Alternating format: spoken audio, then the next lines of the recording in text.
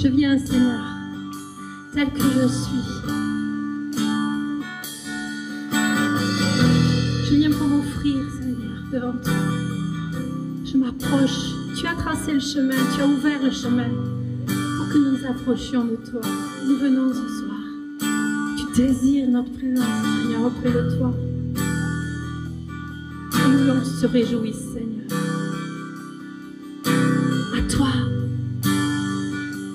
À toi le règne. À celui qui règne, à l'agneau de Dieu, la louange et l'honneur. On reprend à celui ensemble.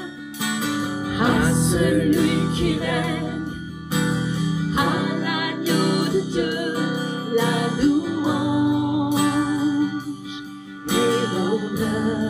À celui qui règne, à celui qui règne, à l'agneau de Dieu, le pouvoir et la gloire. Encore à celui qui règne. Pourquoi, Seigneur, nous nous levons et nous disons à toi qui règne, à toi l'agneau, le pouvoir et la gloire. À celui qui règne, à celui qui règne, à l'agneau de Dieu, la louange et l'honneur. À celui qui règne, à l'agneau de Dieu, le pouvoir et la gloire. Jésus, Jésus, Jésus, Sauveur du monde, Jésus, tu es digne. Jésus, Jésus,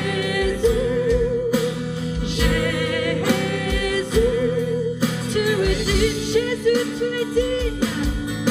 Jésus, tu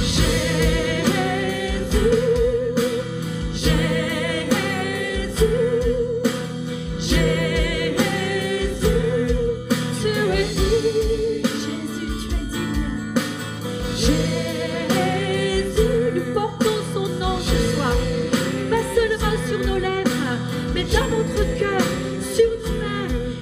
Tout notre cœur, nous portons le nom de Jésus. Jésus, Jésus, élevons-le. Jésus, Jésus, tu es digne.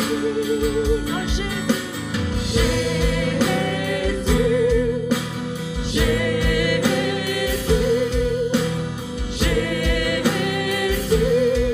tu es digne. Tu as été immolé. Tu as été immolé et tu nous as rachetés pour Dieu, notre Père. Tu as été immolé. Tu as été immolé et tu nous as rachetés pour Dieu,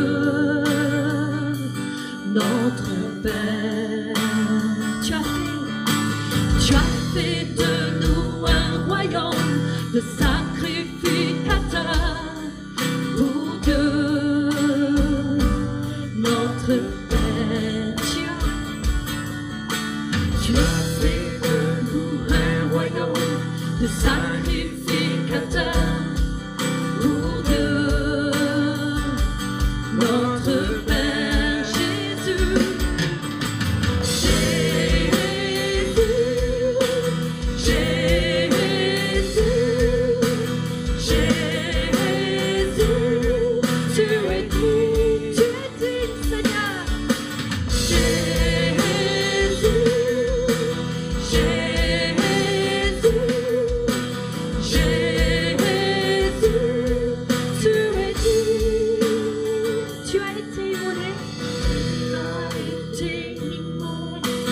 Et tu nous as rachetés pour Dieu par ton sang, par ton sang. Tu as fait de nous un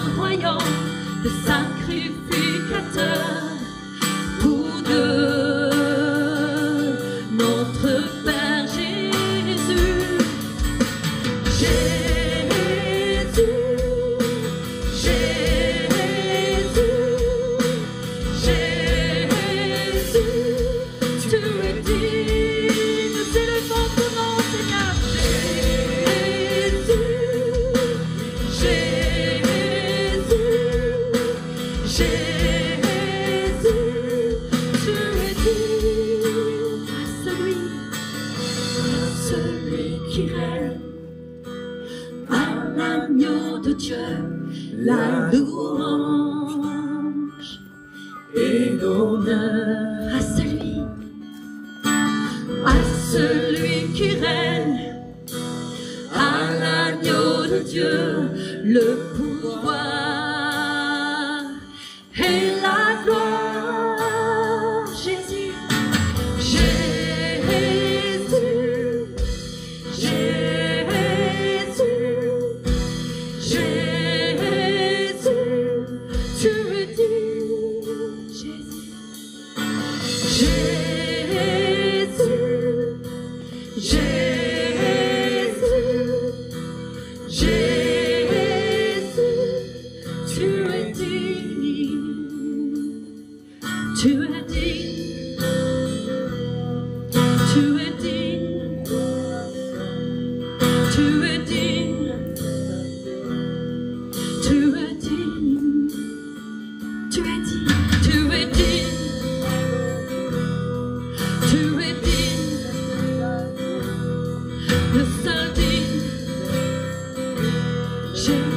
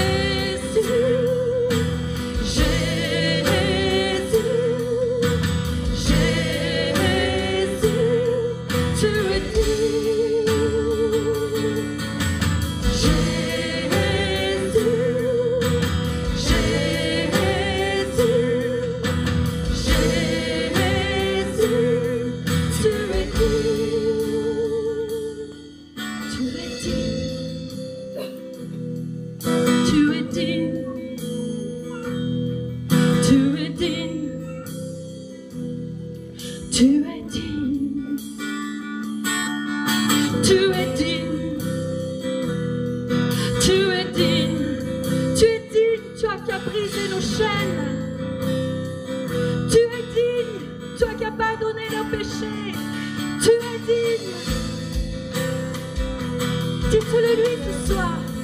Pourquoi il est digne ce soir? Pourquoi il est digne? Dis-lui. Dis-lui ce soir. Tu es digne, toi qui m'as aimé alors que je n'étais pas aimé. Tu es digne, Seigneur. Tu es digne. Tu es digne.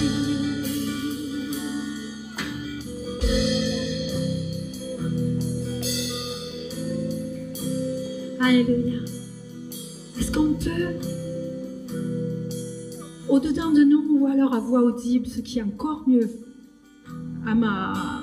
pour moi, est-ce que vous pouvez dire pourquoi il est digne? Qu'est-ce qu'il veut dire? Pourquoi il est digne? Qu'est-ce qu'il a fait? Pourquoi il est digne d'être adoré? Pourquoi il est digne d'être élevé?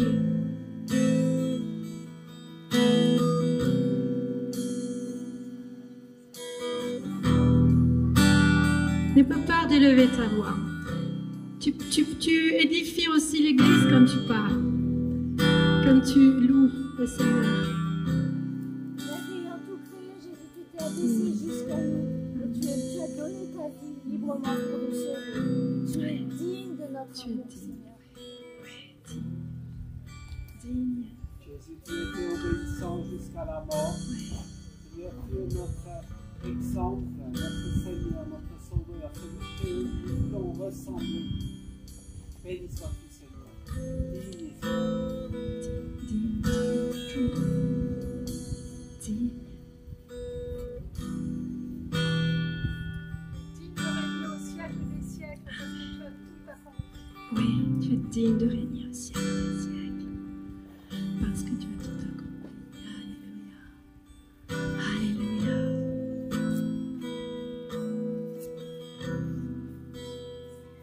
Alléluia.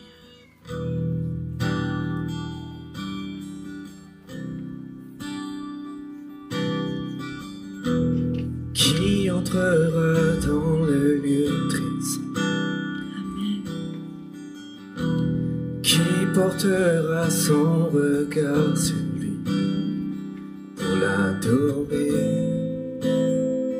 pour l'honorer?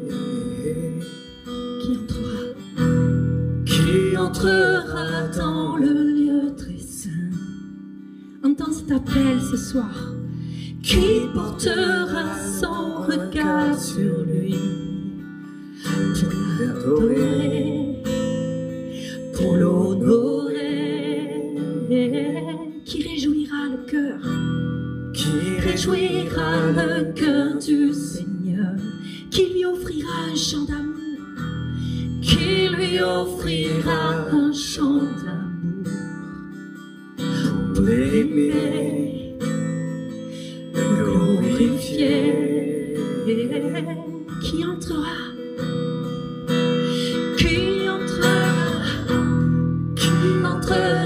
dans le lieu très saint. Viens à moi, te dit le Seigneur, approche-toi tel que tu es. Son regard sur lui, Pour l'adorer, pour l'honorer, qui réjouira le cœur du Seigneur, qui lui offrira un chant d'amour, pour l'aimer, le glorifier. Reçois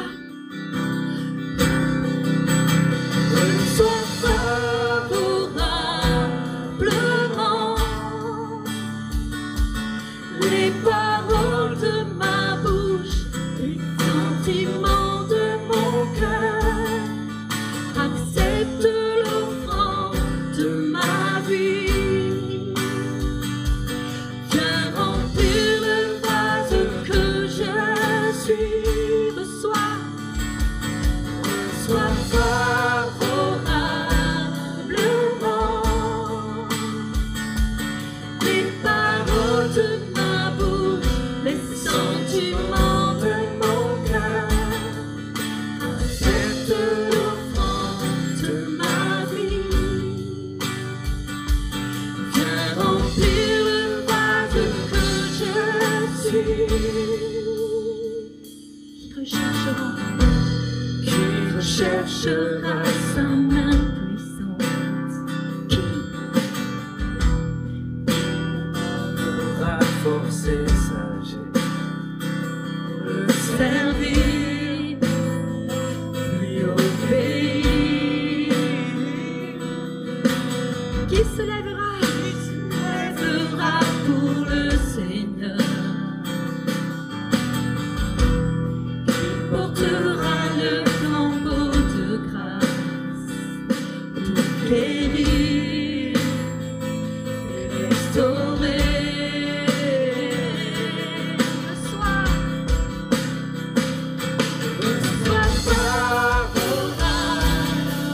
favorablement les paroles de ma bouche, les sentiments de mon cœur.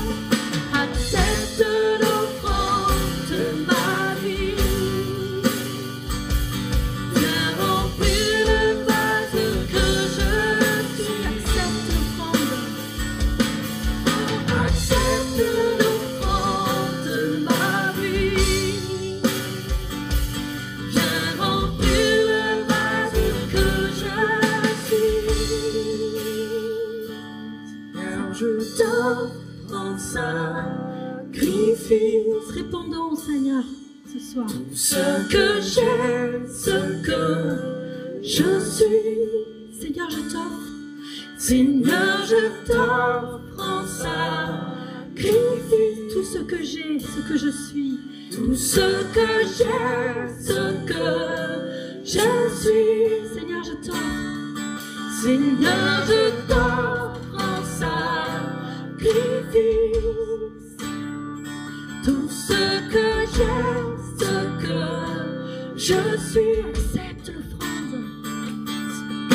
Accepte l'offrande de ma vie. Viens remplir le vase que je suis. Oh, accepte l'offrande de ma vie. Viens remplir le vase que je suis. Seigneur,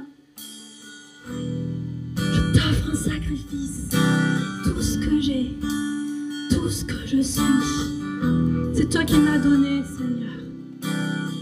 Rien de ce que j'ai ne m'a été donné par moi-même, mais c'est toi, Seigneur. Alors reçois. Reçois mon amour, Seigneur. Reçois ma reconnaissance ce soir. Reçois l'élévation de mes mains. Reçois le parfum, Seigneur, qui monte de nos cœurs.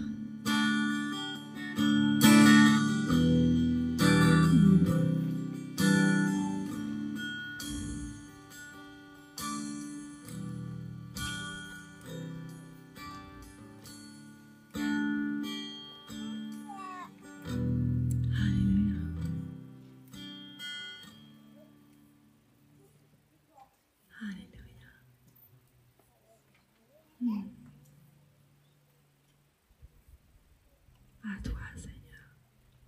À toi.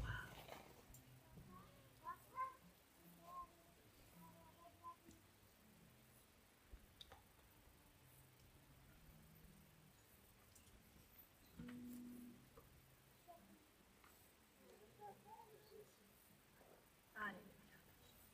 Jésus est ta grâce,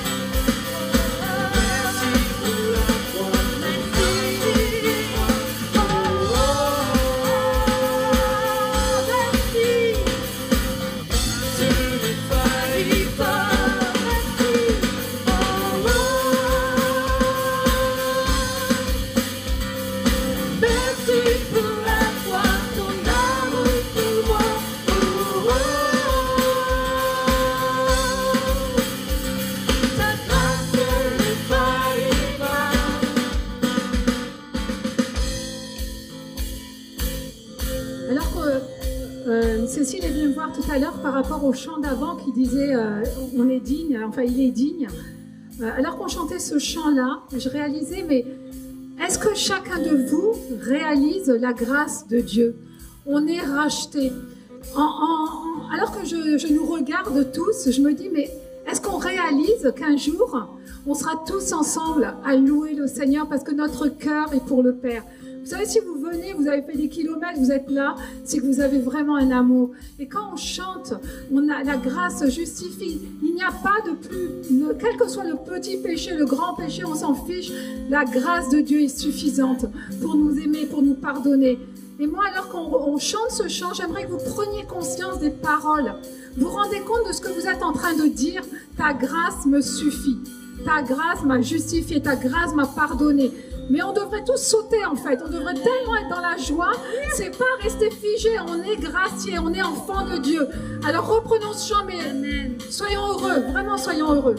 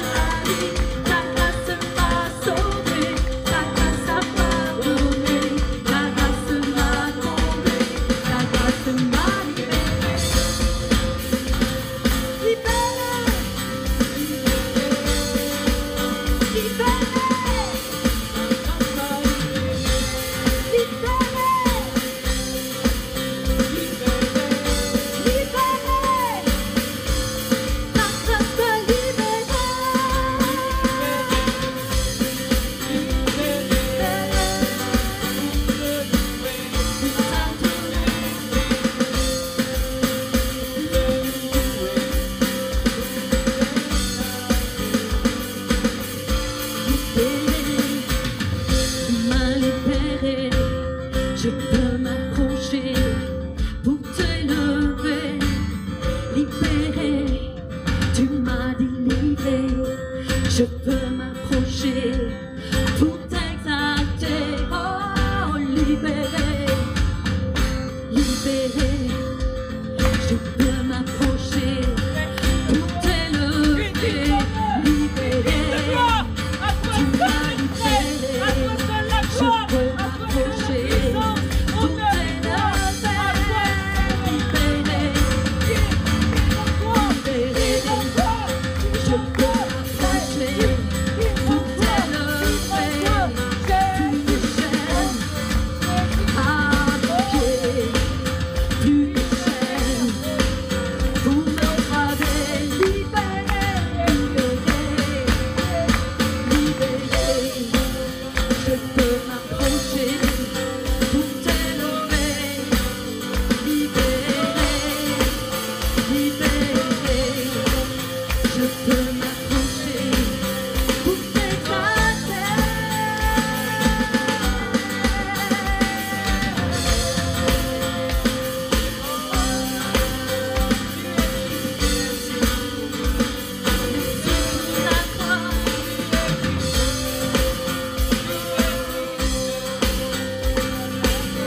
grâce ne faillit pas.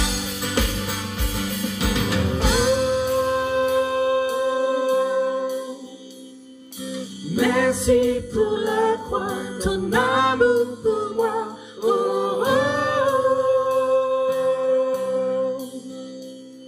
Ta grâce ne faillit pas.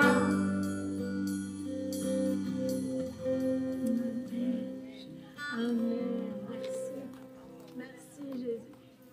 Merci pour ta grâce. Merci. Alléluia.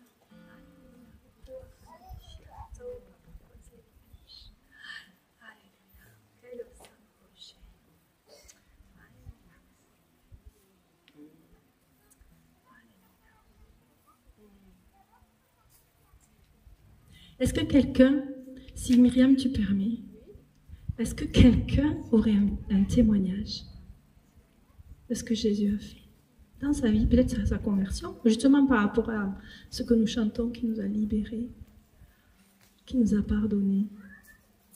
Souvent on oublie ce que le Seigneur a fait pour nous. Et le Seigneur dit, rappelle-toi, rappelle-toi, rappelle-toi.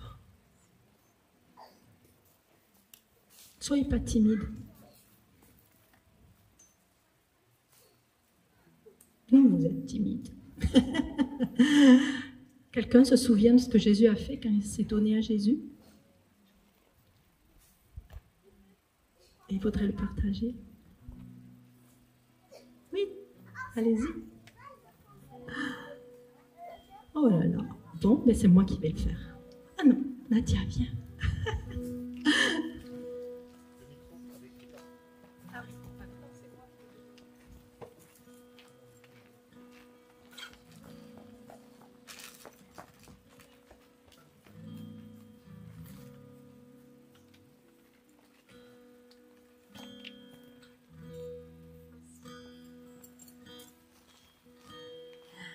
Bonjour. Alors, en fait, mes parents se sont convertis, j'avais 15 ans. Et puis, moi, j'ai abandonné la foi. Je m'étais faite avant baptiser à l'âge de 20 ans. Et puis après, j'ai abandonné la foi. Je me suis mariée. Et j'avais un souci avec mon corps. J'avais toujours peur d'être grosse. Et en même temps, j'avais toujours envie de manger. En fait, je suis devenue boulimique. Et pendant 20 ans, j'ai pas gardé mes repas. Alors évidemment, j'étais mince, mais je me rendais malade et j'étais complètement esclave. Et puis un jour, je suis revenue à Jésus. En fait, j'ai fait un bilan, comme on peut faire, j'avais 45 ans. Et puis j'ai dit, en fait, j'ai tout dans ma vie. J'ai un mari qui m'aime, j'ai de l'argent, j'ai une fille merveilleuse, des parents super. Enfin, pour moi, j'avais tout ce que j'avais rêvé avoir quand j'étais petite. Mais il me manquait Jésus. Et je me rendais compte que j'avais ce vide dans mon cœur. Et j'ai dit, Seigneur, je reviens. Je veux revenir à toi. Je reviens à toi, mais j'ai vraiment besoin de ton aide. J'ai besoin que tu me libères. Parce que toute seule, je m'en sortirai pas. Et puis, j'ai rencontré une dame qui m'a parlé de délivrance. Et qui m'a dit, je savais pas que ça existait. Et elle m'a dit, mais tu sais, Nadia, tu peux être délivrée. Et je vais prier avec toi, je vais prier pour toi. Et cette dame m'a accompagnée pendant 9 mois, le temps d'une grossesse. Et elle a prié pour moi. Alors, il y a eu des rechutes, mais au bout des 9 mois, j'étais complètement délivrée. Et plus jamais j'ai eu à ne pas garder un repas. Et puis voilà, maintenant je ne grossis pas spécialement, je mange normalement et je peux dire que c'est vraiment un miracle parce que j'aurais jamais été capable toute seule, c'était pas possible. Voilà. Alors Dieu m'a vraiment délivrée et il est digne de tout mon amour et de ma reconnaissance. Amen. Merci Jésus. Ouais. Et tellement de choses on pourrait dire. Hein? Rappelez-vous tous ces cadeaux que le Seigneur a fait pour vous et qu'il continue de faire. Mais des fois, on devient, pour ma part en tout cas, des fois je ne reconnais pas ce que le Seigneur a fait. Des fois, et après, avec du recul, je dis, oh, mais Seigneur, tu as fait ça, je t'ai même pas rendu la louange. On s'habitue et le Seigneur dit, rappelle-toi. Rappelle-toi et sois reconnaissant.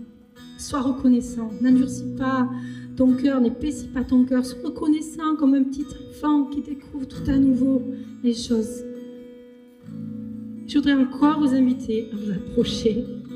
Il y a des digues qui doivent lâcher ce soir. Et je voudrais prendre ce chant qui dit « Me voici ». Vous êtes d'accord? On va s'offrir au Seigneur encore. Hein?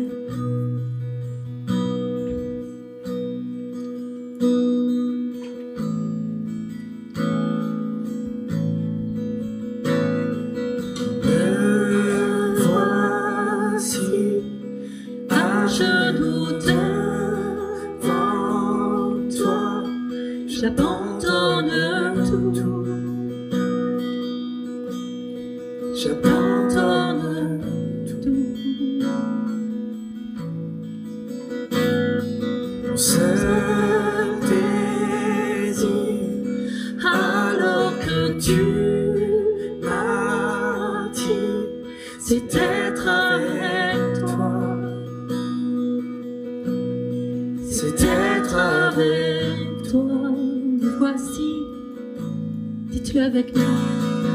Me voici à genoux devant toi, j'abandonne tout,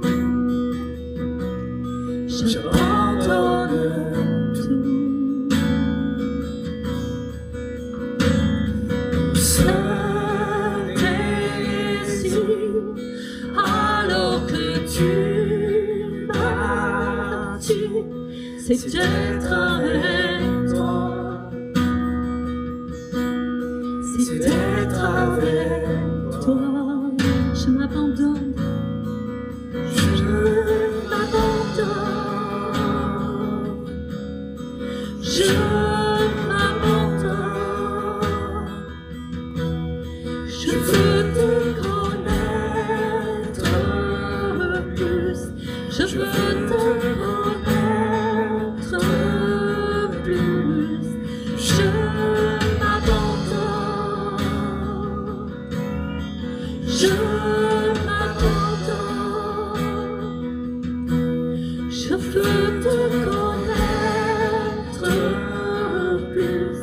je veux te connaître.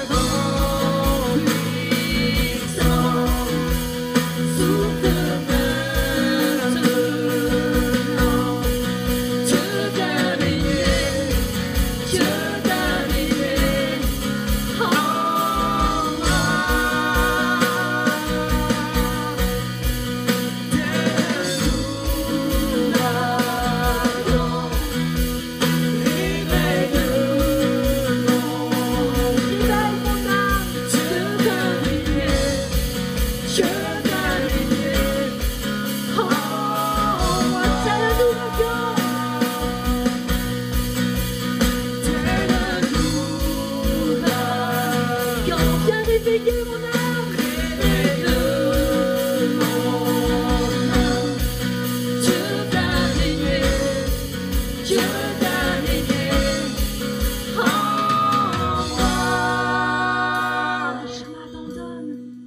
Je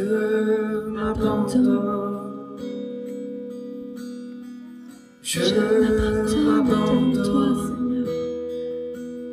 Je veux lâcher tout ce que je tiens et déposer devant toi.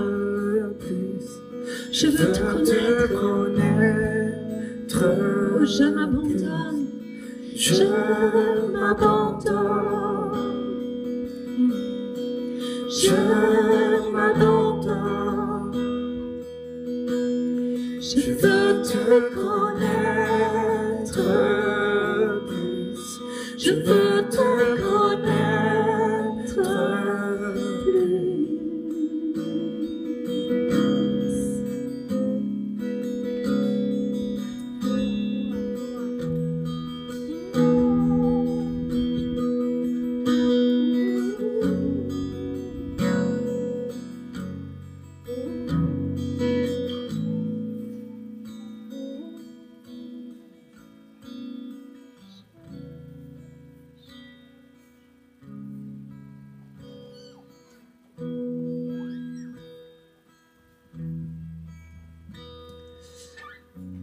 On vient de chanter « Dieu vient régner en nous, Dieu vient régner en moi ». Et ça se démontre aussi par notre amour pour le service du Seigneur. Donc je vais juste amener les corbeilles. Et je vous invite, aujourd'hui c'est le 3e samedi, donc c'est le samedi de la mission. Donc on bénit tes féries. Et il y aura les dîmes et les offrandes normalement. Alors dans le panier de dîmes, il n'y a pas la pancarte dîmes, mais on mettra un panier sans pancarte.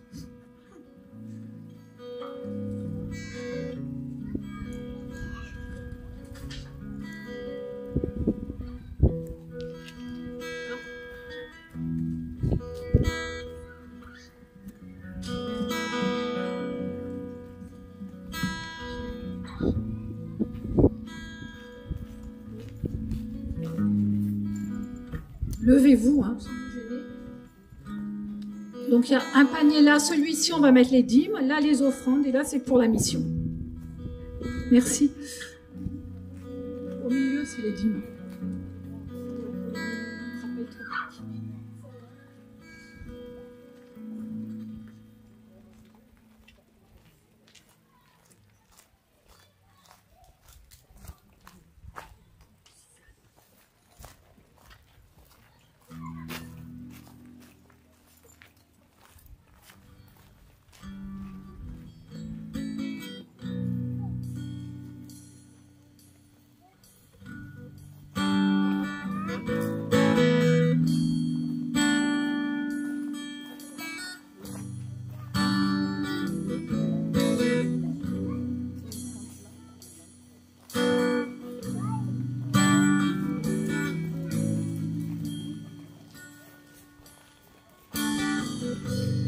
Immensité de ta grandeur me montre que je ne suis rien. Et quand tu façonnais la terre, j'étais déjà près de ton cœur.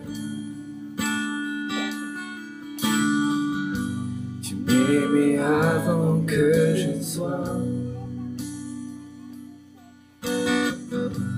et pour moi tu as tout donné. Toi seul pouvais me libérer. C'est pourquoi je veux t'adorer.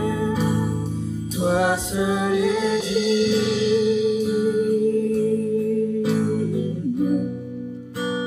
de recevoir louange et gloire pour l'éternité. Toi seul es digne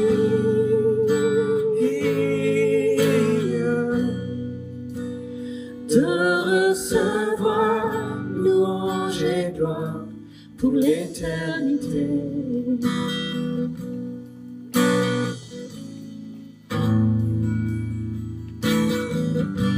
Dans ta présence, je me tiens, car tu as ce dont j'ai besoin. La joie, la vie et le bonheur sont dans tes paris, mon sauveur. Toi seul est digne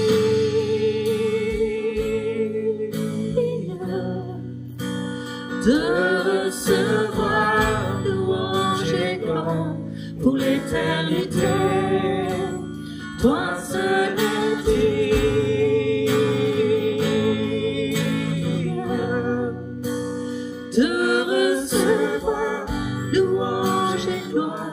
pour l'éternité.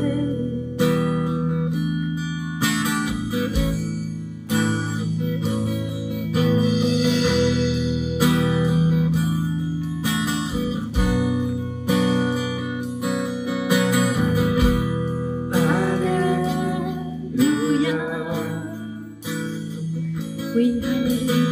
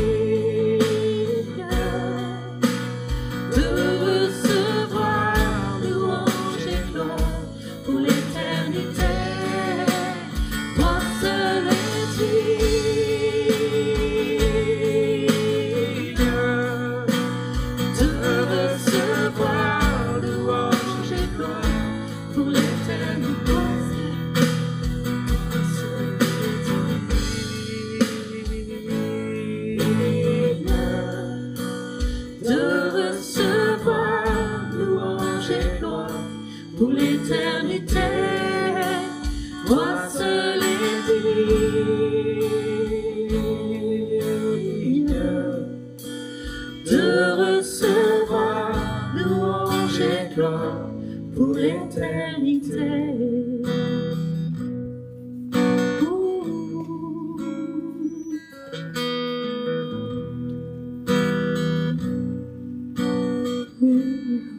Jésus, tu es digne, Seigneur.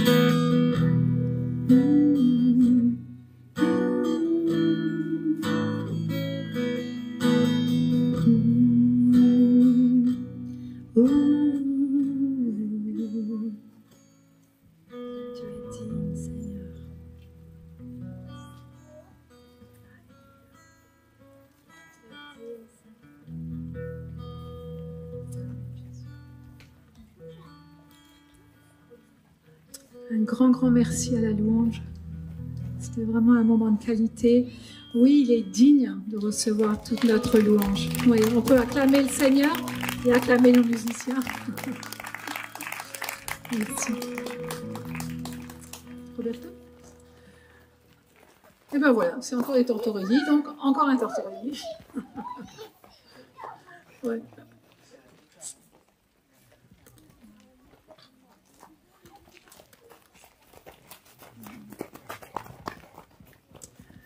Seigneur, on veut prier pour la parole de ce soir, on veut l'accueillir dans nos cœurs, on veut être réceptif maintenant et nous prions pour que les paroles qui vont sortir de la bouche de Roberto ne viennent pas de lui, mais viennent vraiment de toi. Et que chaque personne qui entendra, qui recevra ces paroles puisse vraiment être touchée par ton esprit. Seigneur, il est là pour toi, il est là pour te servir comme un sacrificateur et c'est ce que nous voulons accueillir ce soir maintenant. Au nom de Jésus. Amen. Merci Myriam. Bonsoir à tous. Je ne me suis pas trompé cette fois-ci, je n'ai pas dit bonjour, j'ai dit bonsoir, puisqu'on n'est pas dimanche matin, mais on est samedi soir. Donc, voilà, petit à petit ça rentre. Ce soir, j'ai fait simple. Enfin, quand je dis simple, c'est vous qui me direz à la fin de ce que je vais partager avec vous. Mais en fait, j'ai repris le psaume 113 que j'avais partagé, ou que j'avais lu simplement en introduction du culte il y a 2 semaines. Je l'avais lu rapidement. C'est un psaume qui est court, qui comprend 9 versets. Un de mes psaumes préférés, très certainement. Il m'avait parlé d'ailleurs, je l'avais précisé, à une époque de ma vie. Et j'ai été un peu intrigué parce que je me suis dit, que peut-on dire de plus sur ce psaume? Bon, il est déjà parlant par lui-même, mais que peut-on dire de plus? Alors, ce soir, c'est quelque part une invitation que je vous lance à aller au-delà des mots, au-delà de la surface des phrases pour essayer de creuser et de voir ce que le Seigneur a à nous dire. En tout cas, moi, il m'a dit des choses et j'espère qu'il vous dira aussi ces choses-là. J'ai donc pris une pelle, une pioche. C'est bien sûr au sens figuré, hein. J'ai pas posé ma Bible par terre, j'ai pas tapé avec la pioche et la pelle sur la Bible pour essayer de creuser. Mais voilà, j'ai médité, j'ai recherché, étudié. Je me suis laissé guider par le Saint-Esprit pour voir où il me conduira et ce que je pourrais partager avec vous par rapport à ce psaume-là. Es-tu prêt ce soir à découvrir des trésors cachés pour édifier ta foi et t'élever dans la compréhension de qui est Dieu pour toi, qui est Jésus pour toi? Est-ce que vous êtes prêts à cela? Oui? Non? Pourtant, il ne fait pas trop chaud, hein. Là, le temps est parfait, la température est idéale pour pouvoir réfléchir un petit peu. Donc ce soir, vous allez un petit peu réfléchir parce que j'ai quand même pris quelques exemples qui, bon, peut-être sont un peu scientifiques. Alors voilà, bon, la rentrée est bientôt là, mais pour ceux qui sont un peu plus vieux, ça leur rappellera peut-être des choses, je ne sais pas. Mais j'y suis allé doucement. Voilà, en guise d'introduction, j'aimerais donc lire ce psaume, et je vais le faire en 2 temps. Il y a 2 parties dans ce psaume, 2 faces. Et on va commencer par le verset 1 à 5, qui dit ceci. « Vous, ses serviteurs, louez l'Éternel. Louez l'Éternel pour tout ce qu'il est.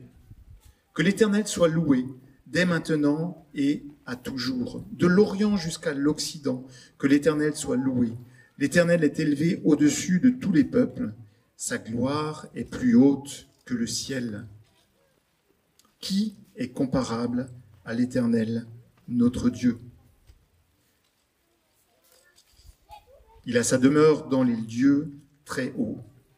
Qui est comparable à notre Dieu? Il a sa demeure dans les lieux très hauts. » Voilà, jusque-là, la première partie de ce psaume. Les psaumes 113 à 118 sont un peu particuliers dans la Bible, je ne sais pas si vous le savez, mais c'est les psaumes qu'on appelle Hallel, c'est-à-dire louange. Et en fait, c'est des psaumes qui étaient lus, qui sont encore lus aujourd'hui dans la tradition juive, lors des grandes fêtes de l'Éternel, lors des grandes fêtes bibliques, par exemple telles que la Pâque. Jésus, dans Matthieu, chapitre 26, verset 30, alors qu'il s'apprêtait ou qu'il fêtait la Pâque, la dernière Pâque avec ses disciples, il est écrit ceci à son sujet, ou à leur sujet. Après cela, ils chantèrent les psaumes de la Pâque. Ensuite, ils sortirent pour se rendre au mont des Oliviers. Ce sont ces psaumes-là, de 113 à 118, qu'ils ont lus. Et le premier de cette série, c'est bien sûr le psaume 113.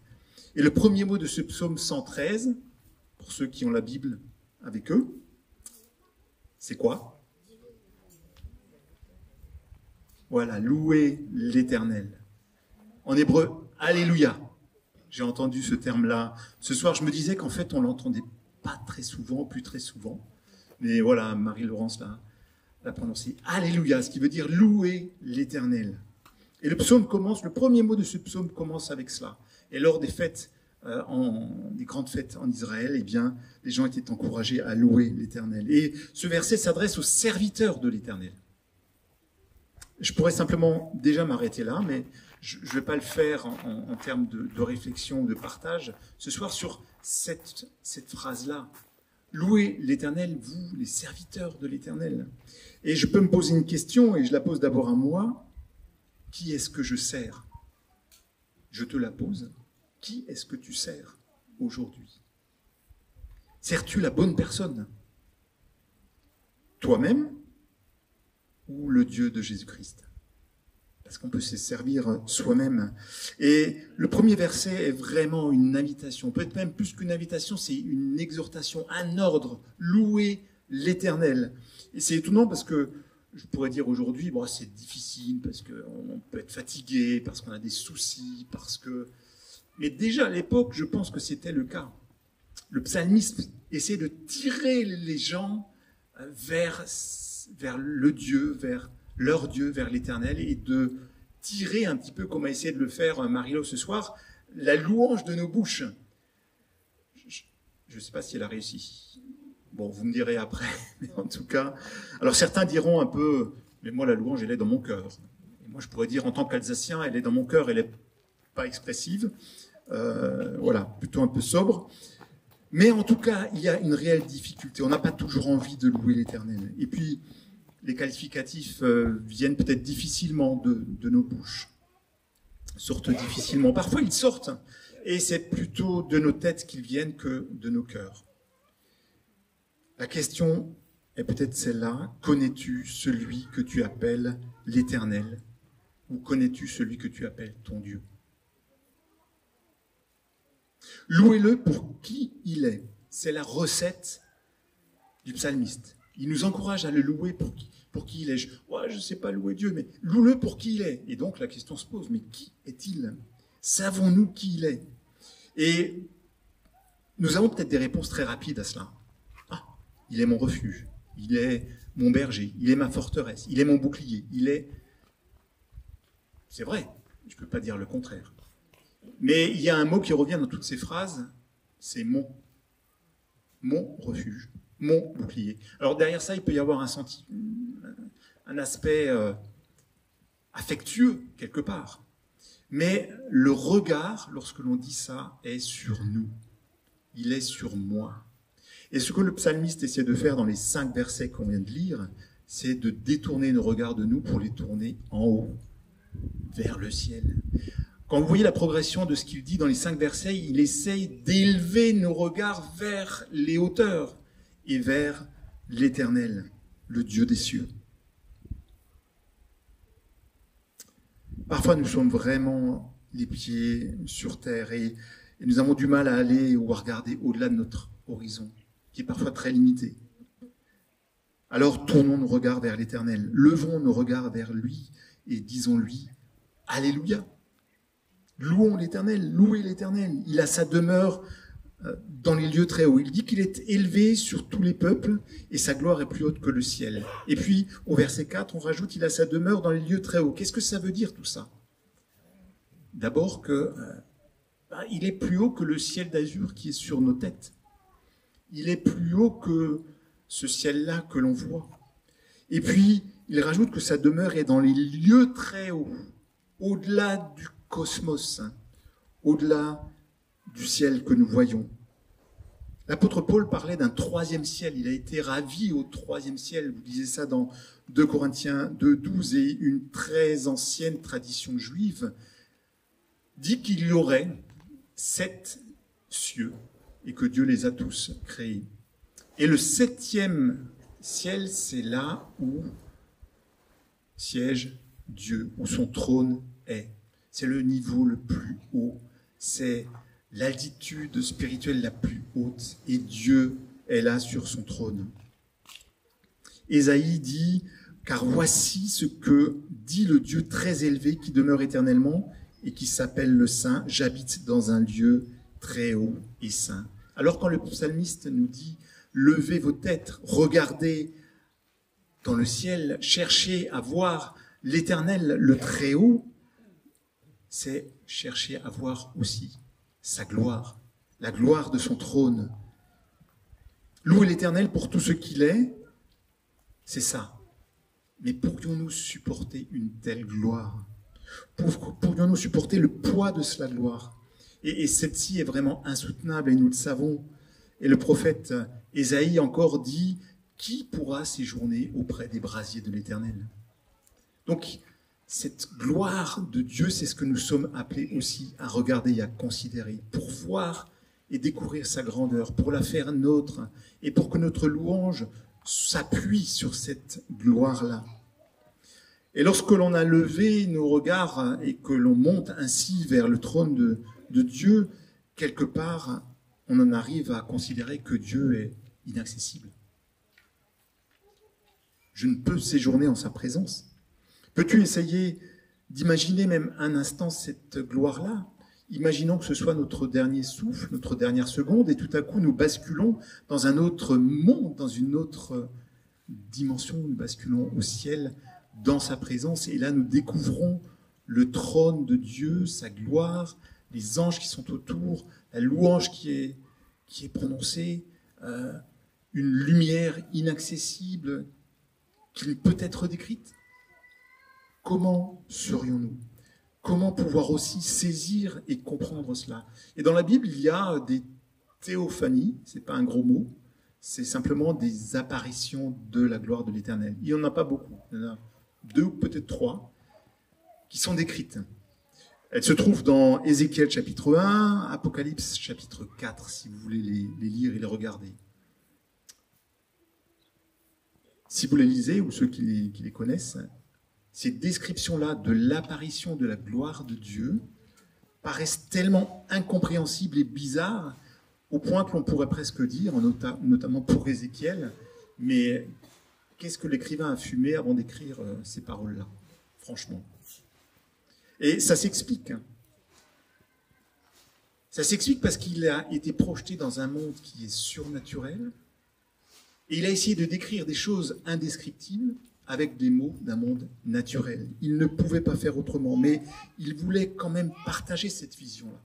Et ça donne effectivement des choses qui nous dépassent complètement. Par exemple, il décrit une mer de cristal au pied du trône de Dieu. Une mer de cristal.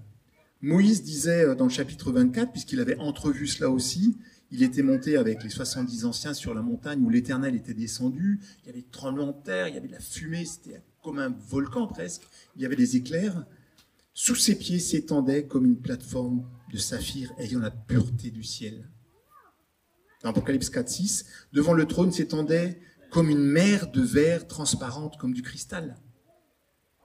Comme une mer de verre transparente comme du cristal. Et il y a plusieurs interprétations sur cette mer de verre de cristal.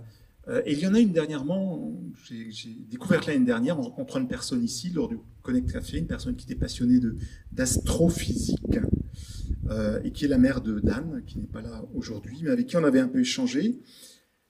Et pour elle, elle avait tout à coup, d'un point de vue scientifique, eu un peu cette révélation-là, et je trouve très intéressante.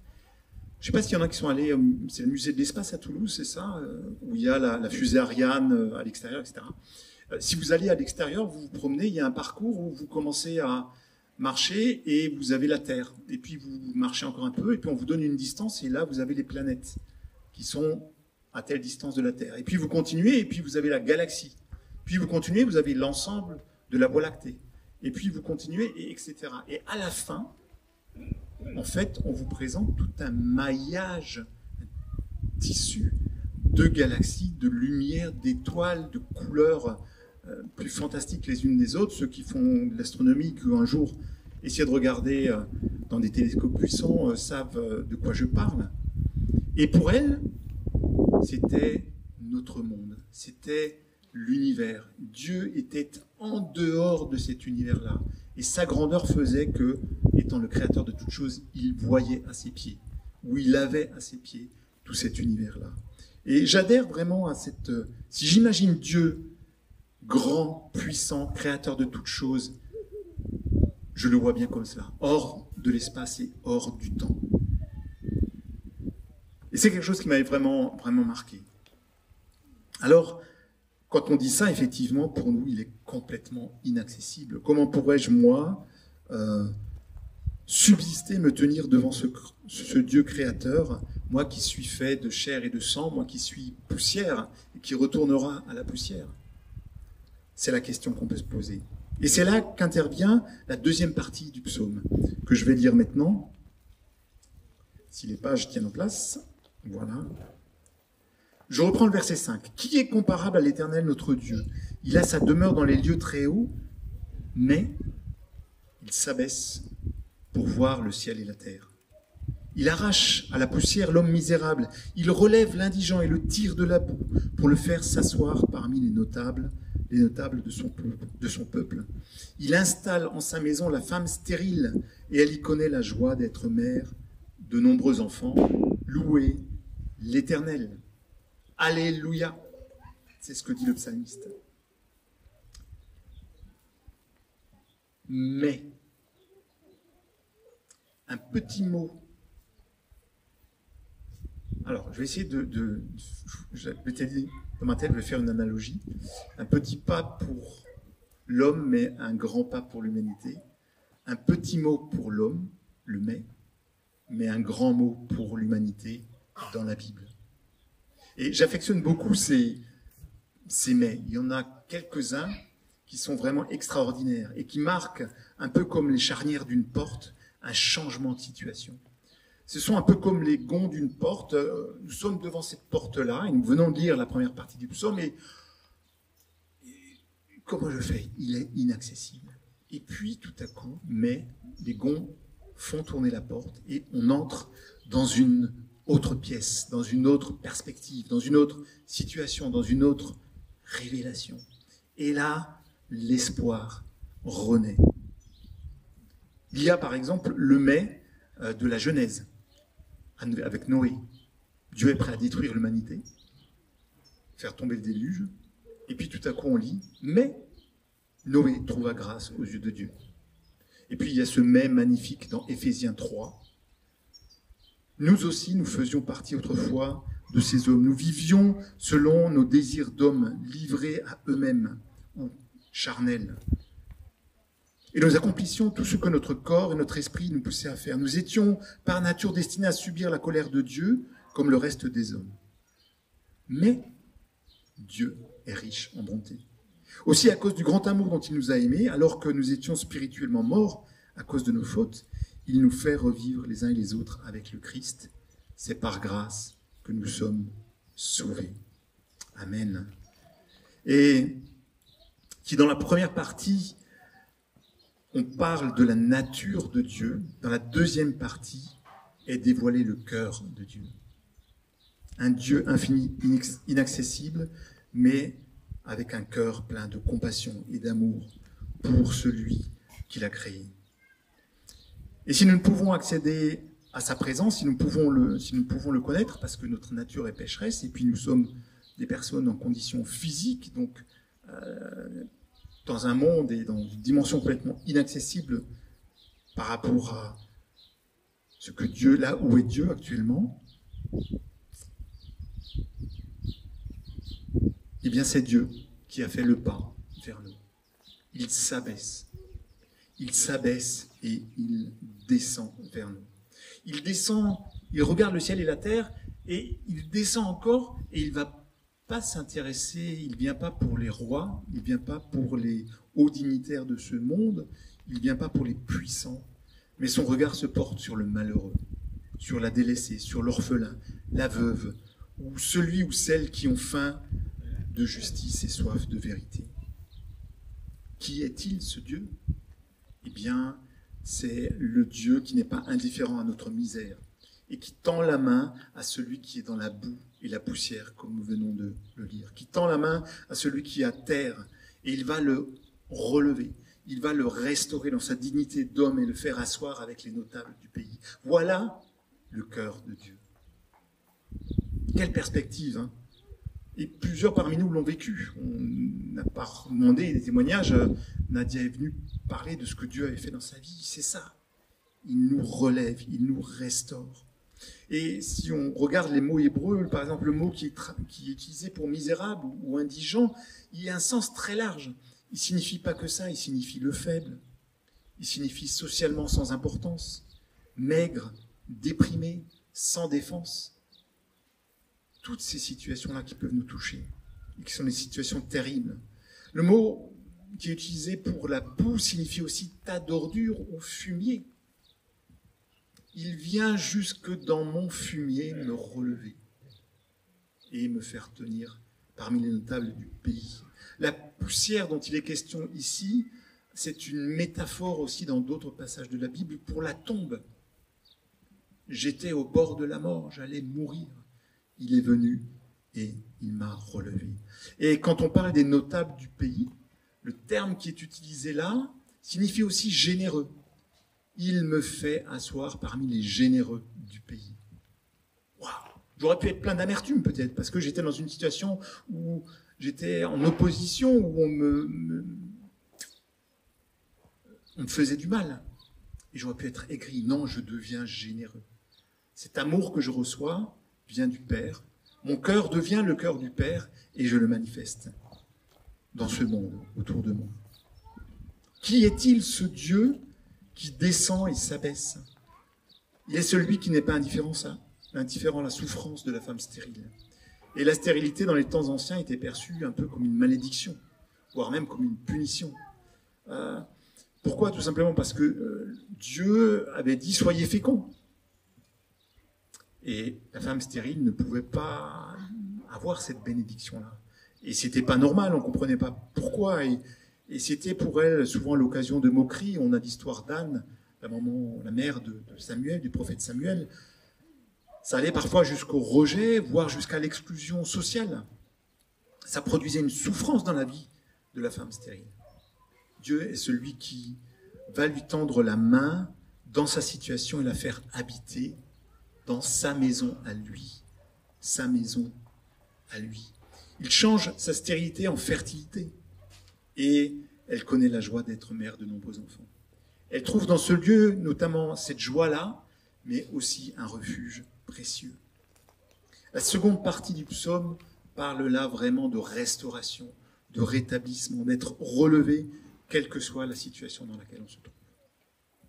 Il s'abaisse. C'est le verset que l'on a. Mais il s'abaisse. Dans 2 Samuel 22, verset 10, David, qui avait écrit ces lignes-là, pour différentes raisons sur lesquelles je ne vais pas venir, dit ceci: il courbe, en parlant de Dieu, il courbe le ciel et descend. Il courbe le ciel et descend. Et on a un petit peu de mal à imaginer ça, surtout à l'époque où c'est écrit. Mais aujourd'hui, au XXe siècle, avec la théorie de la relativité, avec toutes ces choses-là, il n'est pas impossible, au détour d'une lecture, voire dans un film, dans une série télévisée, de parler de la courbure de l'espace-temps. Je ne vais pas rentrer dans les détails là non plus, mais j'ai trouvé l'analogie assez étonnante. Encore plus étonnante lorsque vous voyez comment c'est écrit en hébreu, puisque la lettre, c'est carrément un mot qui correspond à une lettre, c'est une courbure qui est aplatie dans le haut et qui se penche vers le bas, donc qui descend. Et je trouvais cette visualisation graphique-là intéressante. Il s'abaisse, il courbe le ciel et il descend. Il s'humilie au point de se pencher sur la terre. Alors, bien sûr, il est Dieu, il peut le faire. Mais l'a-t-il fait? Vraiment? Le fait-il encore aujourd'hui? Vraiment? Pour répondre à cette question, ce mot « s'abaisse » devrait vous faire tiquer, vous faire penser à un passage du Nouveau Testament qui se trouve dans l'Épître aux Philippiens. Et Philippiens chapitre 2, versets 5 à 11 dit ceci: « Ayez en vous la pensée qui était en Jésus-Christ, lui dont la condition était celle de Dieu.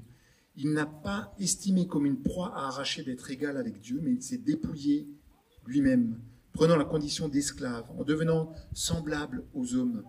Après s'être trouvé dans la situation d'un homme, il s'est humilié lui-même, en devenant obéissant jusqu'à la mort de la croix. C'est pourquoi Dieu l'a souverainement élevé et lui a donné un nom qui est au-dessus de tout nom, afin qu'au nom de Jésus, tout genou fléchisse dans les cieux et sur la terre et sous la terre, et que toute langue confesse que Jésus-Christ est Seigneur à la gloire de Dieu. Amen. Il est celui qui est descendu sur la terre en la personne de Jésus-Christ. Il s'est fait homme, il a vécu parmi nous. Et il est celui dont Ésaïe, encore lui, parle et dit dans Ésaïe 61, l'Esprit de l'Éternel, du Seigneur. Et d'ailleurs, Jésus reprend ce texte-là dans les évangiles, il le fait sien. Il le lit dans la synagogue et dit, vraiment c'était pour lui. Il ne l'exprime pas comme ça, mais tel qu'il le lit, c'est ce que cela voulait dire. L'Esprit de l'Éternel du Seigneur est sur moi, car l'Éternel m'a oint pour annoncer aux humiliés une bonne nouvelle. Oui, il m'a envoyé afin de panser ceux qui ont le cœur brisé, d'annoncer aux captifs leur délivrance, et à ceux qui sont prisonniers leur mise en liberté, afin de proclamer l'année de la faveur de l'Éternel, un jour de rétribution pour notre Dieu, afin de consoler tous ceux qui sont dans le deuil. Jésus est ce Dieu qui est descendu sur la terre, qui s'est penché sur la terre, qui s'est approché du malheureux, qui s'est approché de la femme stérile, de l'opprimé, du boiteux, de celui qui était dans des situations tellement terribles qu'il a saisi la main que Dieu lui tendait à ce moment-là. Magnifique. Je vois que ça vous laisse complètement impassible, donc je n'ai pas été à la hauteur. Il y a vraiment une profondeur dans ces textes, vraiment quelque chose qui est profond. Et je trouve que ce parallèle entre... Il y a un mouvement dans ce psaume. On part des serviteurs de l'Éternel, on est sur la terre, il nous invite à regarder dans le ciel. Nous devons monter jusqu'à la présence de Dieu, essayer d'imaginer, de comprendre, de toucher la gloire céleste, pour finalement réaliser que ce Dieu, à cause de son cœur plein de compassion, descend à nouveau sur la terre pour tirer le malheureux de la boue, pour répondre à la souffrance de la femme stérile en lui donnant sa joie, pour guérir le boiteux, pour guérir les aveugles, tout ce que l'on voit dans les évangiles, pour nous sortir sur un autre plan de nos misères spirituelles, de nos situations sans issue. C'est vraiment ce mouvement-là que l'on a. Et ce Dieu qui est inaccessible n'est plus inaccessible. En Christ, il devient accessible.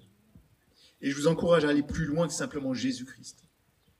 Oui, c'est important. Oui, il a changé nos vies. Oui, il a payé notre prix à la croix par sa mort. Mais Jésus est venu pour nous montrer quelqu'un. Dans Jean 14,6, il est dit « Je suis le chemin, la vérité et la vie. Nul ne vient au Père que par moi. » Et si vous lisez ce qu'il dit, son cœur, c'était de montrer le Père. Et c'est pourquoi ce texte et ce psaume va dans ce sens-là. Essayons de comprendre, essayons de connaître, essayons d'étudier, si je peux dire, qui est Dieu et quelle est sa grandeur, quelle est sa nature. Et on s'en trouvera vraiment transformé. En conclusion, le premier point, c'était ça. Je voulais vraiment vous encourager au travers de cet envolé un peu et de ces choses que je vous ai dites, parfois peut-être un peu scientifiques, ou vous encourager à méditer et à lire la Bible, à prendre une pelle et une pioche, c'est-à-dire du temps, et aller au-delà de la surface des mots. J'aimerais vraiment vous encourager surtout à chercher à connaître qui est Dieu au travers de la Bible. Et peut-être le meilleur moyen pour exprimer cela, c'est peut-être que je vous lise quelques lignes, quelques phrases d'un livre que j'ai lu il y a bien longtemps, mais qui décrit tellement bien ce que peut apporter cette recherche et cette étude-là de la personne de Dieu lui-même. On a dit que le sujet qu'il convenait à l'humanité d'étudier, c'était l'homme. Je ne m'opposerai pas à cette affirmation. Mais je pense qu'il serait aussi vrai de dire que le sujet qui convient aux élus d'étudier, c'est Dieu. Le sujet d'étude qui sied aux chrétiens est la divinité. La plus noble des sciences, la plus profonde des méditations, la meilleure des philosophies qui puisse jamais captiver l'intérêt d'un enfant de Dieu, c'est le nom, la nature, la personne, l'œuvre, les actions, l'existence du Dieu immense qu'il appelle son Père. Il y a dans la contemplation de la divinité quelque chose d'extrêmement bénéfique pour l'esprit. C'est un sujet si vaste que toutes les pensées se perdent dans son immensité, si profond que tout orgueil est submergé par son infinité. Aucun thème de méditation n'incline plus l'esprit à l'humilité que la pensée de Dieu. Mais en même temps qu'il s'humilie, l'esprit s'enrichit. Celui dont les pensées s'élèvent souvent vers Dieu aura l'esprit plus ouvert que celui qui se traîne sans autre horizon que notre monde borné. L'étude la plus capable de développer et de fortifier l'âme est celle de Christ crucifié, celle de la divinité dans sa gloire glorieuse. Rien n'ouvre plus l'esprit, rien n'exalte plus l'âme humaine tout entière qu'une recherche fervente, sérieuse et persévérante de Dieu. C'est là un sujet d'étude qui est non seulement source d'humilité et d'exaltation, mais également et au plus haut point source de consolation. Or, vous trouverez dans la contemplation de Christ un remède à toutes les blessures, dans la méditation du Père un apaisement à tous les chagrins, dans l'action du Saint-Esprit un baume à toutes les souffrances. Voudriez-vous oublier vos chagrins, abandonner vos soucis, alors plongez-vous en Dieu, comme en une mer profonde. Perdez-vous dans son immensité et vous en ressortirez reposé, rafraîchi et plein d'une nouvelle vigueur. Je ne connais rien qui puisse autant réconforter l'âme, rien qui puisse aussi bien calmer les assauts du chagrin et de la douleur, rien qui puisse avec autant d'efficacité, parler de paix au vent déchaîné de l'épreuve qu'une méditation fervente, centrée sur la personne de Dieu. Ces paroles ont été prononcées par un pasteur qui s'appelle Spurgeon, qui était à l'origine d'un réveil il y a plus de 150 ans en Angleterre, et il avait 20 ans. Et il avait 20 ans. Une telle profondeur, moi ça me défie. Une telle manière d'exprimer cette soif de Dieu, ça me défie. Et j'espère que ça vous défie aussi. Il y a encore du chemin à faire pour moi. Le deuxième point, et le dernier point, c'est la deuxième partie. Et là, je m'adresse peut-être à ceux et celles aussi qui nous écoutent ou qui vont nous écouter puisqu'on n'est pas en direct sur Internet. Quelle est la boue ou la poussière dans laquelle tu te trouves actuellement? Quelle est la boue ou la poussière dans laquelle tu te trouves actuellement? Il y a un Dieu qui est venu dans la personne de Jésus-Christ tendre la main dans cette boue, voire même jusque dans le fumier dans lequel tu te trouves, pour te sortir de là. Il suffit de la saisir. Il suffit de dire oui. Je veux te chercher. Oui, je veux ton aide. J'ai besoin de ton aide. Il faut lancer ce cri-là et saisir cette main. Et vraiment, j'aimerais prier, terminer ce message par simplement prier pour toi ou elle qui est dans cette situation-là. Mais il y a aussi une deuxième situation dans ce psaume qui est la stérilité. Quelle stérilité vis-tu? Dans tes relations? Dans ton travail? Dans ta santé? Quelle stérilité vis-tu? Il est descendu, il a déchiré les cieux, il a courbé les cieux. Le jour où il déchirera les cieux, c'est la fin de toute chose. Et là, il a courbé les cieux, il s'est penché sur la terre et le ciel pour aussi tendre ta main dans la stérilité dans laquelle tu es et te prendre, te faire habiter dans sa présence, que tu connaisses la joie d'une vie fertile. Il l'a fait pour beaucoup d'entre nous et il le fait aussi pour toi, maintenant. Seigneur, nous voulons vraiment te demander de te manifester à tous ceux et celles qui sont dans ces situations-là. Parce que comme le décrit ce psaume, tu es vraiment la personne qui veut les tirer de cela. Tu es celle qui a payé un prix très cher, que nous ne pouvons même pas mesurer. Tu as envoyé ce que tu avais de plus cher, Jésus-Christ, qui s'est abaissé, humilié, qui allait jusqu'à la mort de la croix, qui s'est fait homme et qui a supporté toutes ces souffrances-là pour payer le prix de notre rachat afin que nous puissions te connaître. Je prie vraiment pour ceux et celles qui sont dans ces situations-là que tu interviennes. Je prie pour une révélation dans leur vie. Je prie pour que ces paroles que j'ai dites, qui peut-être sont incompréhensibles pour elles, puissent tout à coup prendre du sens. Je prie pour qu'ils puissent crier à toi, t'appeler à intervenir dans leur vie, dans la situation désespérée dans laquelle ils sont. Seigneur, c'est toi qui veux placer les gens sur leur chemin. Nous sommes aussi là pour prier pour vous à la fin de ce culte. Si vous le souhaitez, si vous êtes dans cette situation-là. Je te remercie, Seigneur, parce que tu es vraiment un Dieu étonnant, qui dépasse tout ce qu'on pourrait imaginer. Tu es grand dans ce que tu fais, tu es grand dans les miracles que tu accomplis. Encore aujourd'hui, dans ce monde du 21e siècle qui est tellement ballotté, bousculé, il y a une valeur sûre et elle s'appelle Jésus-Christ. Il y a un rocher ferme qui traverse les siècles et il s'appelle l'Éternel. Amen.